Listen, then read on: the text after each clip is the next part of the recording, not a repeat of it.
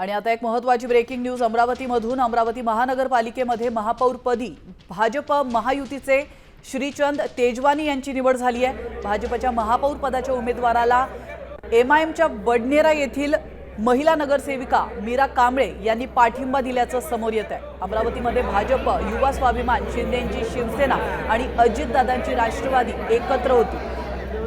याविषयी अधिक माहिती देण्यासाठी आपले प्रतिनिधी अमर गटारे आपल्यासोबत जोडले गेलेले आहेत। अमर, अमरावती महानगरपालिकेमध्ये महापौरपदी भाजप महायुतीचे श्रीचंद तेजवानी यांची निवड झालेली आहे, काय अधिक माहिती?